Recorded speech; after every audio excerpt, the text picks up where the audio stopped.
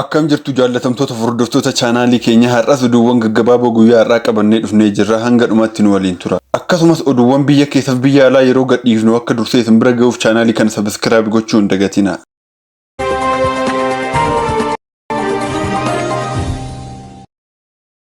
Imalli Itoophiyaa ulaa galaanaa argachuuf taasistu walakkaa walimalee jechuun hangaawwan olaanaa Itoophiyaa dubbatan. Haa ta'u malee milkaa'ina Itoophiyaa jedhan kanarratti ololli olaanaan banamee jechuun ministeerri odeeffannoo tajaajila kominikeeshinii mootummaa Itoophiyaa Dr. Laggasaa Tulluu himanii jiru. Dubbii kanarratti mootummaa Itoophiyaa sagantaa miidiyaa biyyaalessa kaleessa qopheessarratti argamuun kan kana dubbatan. Sochii Itoophiyaan gama hawaasummaa diinagdee siyaasa taasistu guddatee mul'achuurraan kan ka'e diinonni keenya laafuu keenya barbaadan baandaa keessatti fi humnoota kan ofii waliin ta'uun olola olaanaa nurratti bananiiru jedhan. Hangaawwan olaanaa Itoophiyaa sababa ololli cime jedhaniif miidiyaaleen diijitaalaa Itoophiyaa maqaa gaarii Itoophiyaa guddisu deebii akka kennu gaafatan. Itoophiyaa waggaa duraa ulaa galaanaa argachuun dhimma jiraachuu dhabuutti erga jedhanii booda gaanfa Afrikaatti muddamni cimaan mudateera. Itoophiyaan seenaa ishee keessatti ulaa galaanaa qabaattes beekti. Kanas waggoota 30 darban qofaaf dhabdee jirti. Ulaa galaanaa dhabuun gatii nama kaffalchiisu sirriitti argineera jedhan qondaalonni Itoophiyaa.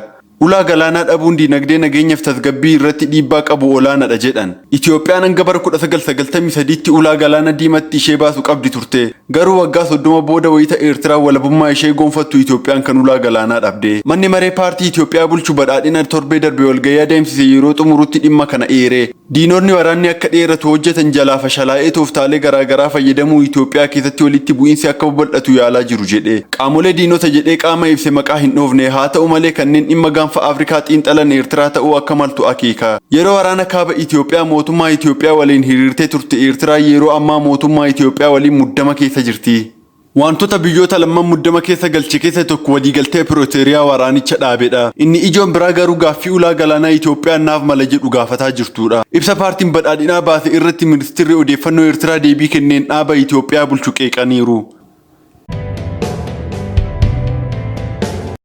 Paartiin badhaadhinaa yeroodhaa gara yerootti odeeffannoo sobaa fi dhiibbaa qabu tamsaasaa jira jechuun himatanii. Dabaluunis duula qaanessa Eertiraa irratti baname jedhan haqa qabeessa hin taane jechuun ibsanii. Ministeerri Itoophiyaa faallaa kanaan milkaa'ina Itoophiyaa akka hin mul'anneef olola olaanaatu baname jedhaniiru. Dr. Laggasaa qaamolee siyaasa mootummaa Itoophiyaa akka jijjiiramu gaafataa jiran baandaa jechuun miidiyaa hawaasummaa gubbaatti ibsanii.